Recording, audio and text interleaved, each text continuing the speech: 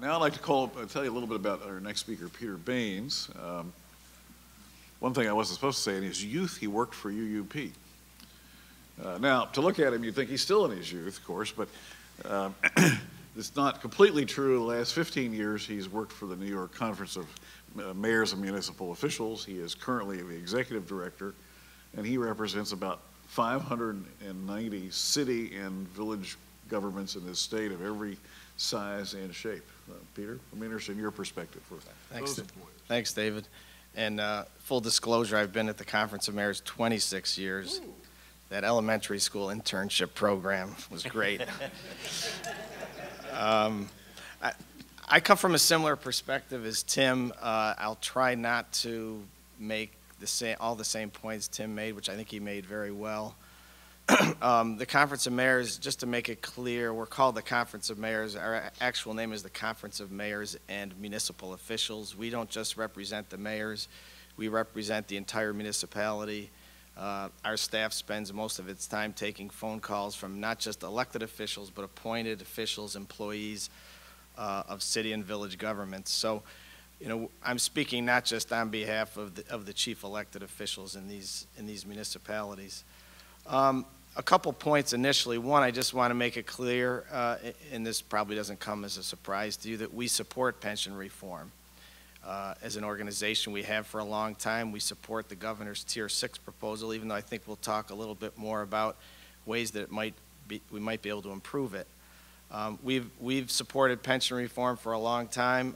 The only kinds of pension reform, quote unquote pension reform, that we definitely have not supported are the things that were done like at the turn of the century that we're in right now, having to do with pension sweeteners, which you know, to a certain degree have helped lead to the situation we're in right now with rapidly rising pension costs.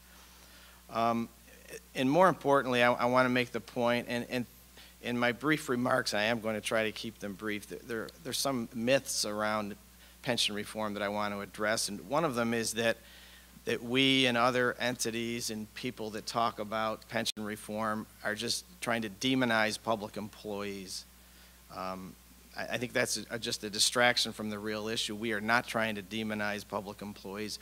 We're actually trying to help public employees. As I said, we represent not just employers, but employees of local governments.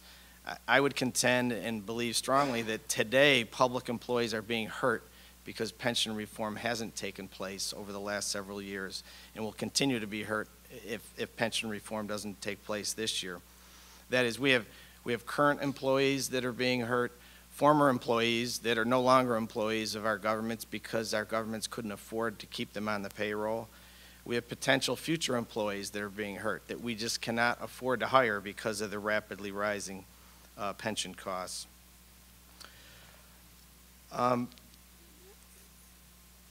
Rapidly rising pension costs have another effect, and that is they're crowding out the ability of local governments to do what it is they're supposed to do. In two important ways, it's crowding out their priorities. One, our members are not able to provide the essential services that they're there to provide: public safety, public infrastructure, water, sewer.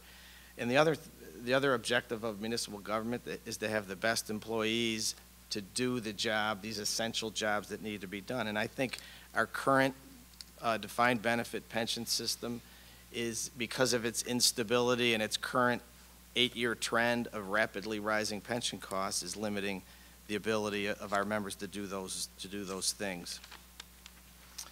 NICOM's in the midst right now of doing a budget survey of all of our cities, and it's interesting if you look at the results, and they support what I just said about the impact of pension costs. First of all, you'll see in virtually every city, their full-time equivalent employees, the number of them is down significantly over the last 10 years.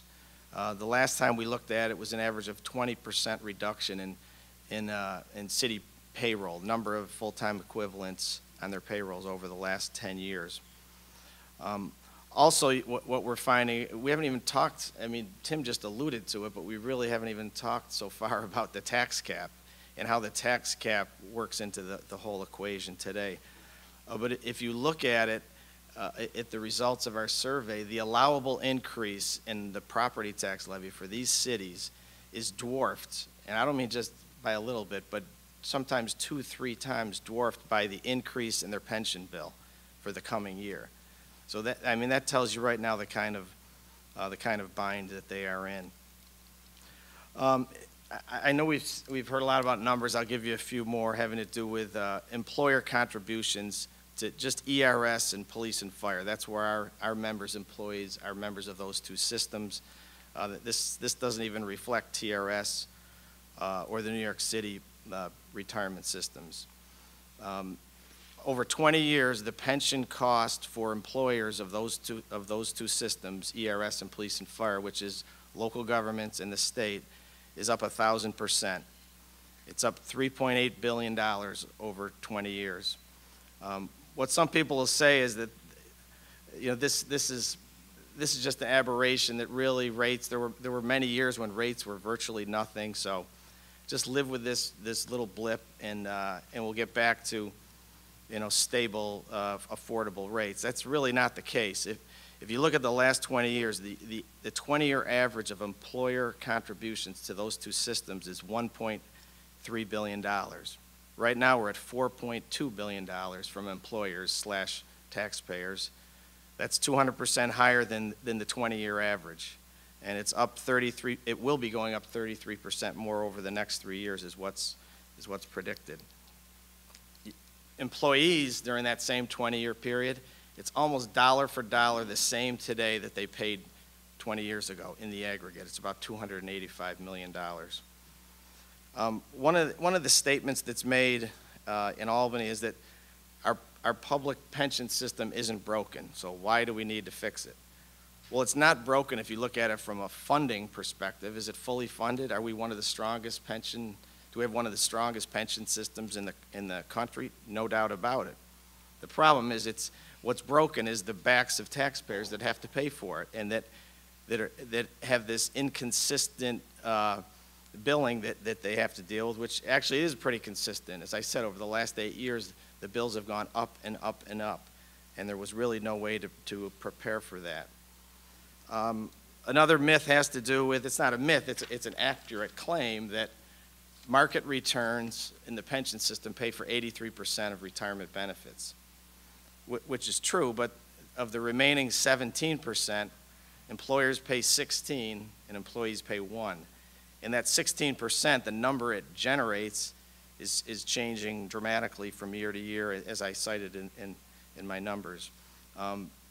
There's data from the Census Bureau that shows public employees in New York State are 47th out of 50 states in terms of the degree to which they contribute towards their pension. So it's not about demonizing public employees. It's about a fair, balanced, affordable pension system moving forward. In terms of EJ's report, you know, I think it does a lot toward educating the discussion that isn't always an informed discussion here in Albany. You know, he shows that this idea that all DCs are 401ks, I think he shows that is not the case. I think importantly, he disproves the myth that defined contributions were never intended, or nor are they now intended, to be their own pension plan. That DCs are really meant to supplement defined benefit pensions. I think that's very important that we get past that claim. Also, you know, I think if you read EJ's report with an open mind, you should reach the conclusion that defined contribution pensions, when done right, can work for many local government, or work for many government employees, both state and local. I think for our members, the professionals, the municipal managers, CFOs, department heads, those types of employees, I think many of them would take a long, hard look at a defined contribution option. I think for police and fire, public safety employees, I really don't think, probably any way you structure a defined contribution plan, it's an option that they're going to take. But again, it is only an option. You know, finally, in terms of the governor's Tier 6 proposal, like I said, we support it. I don't think it's perfect. I don't think it should be dismissed out of hand like it is by some quarters. So I think this is a very important thing that's happening here today, to try to shed light on, can we have a DC that works in New York, which I think we can, and what it should look like. So I look forward to discussing that further.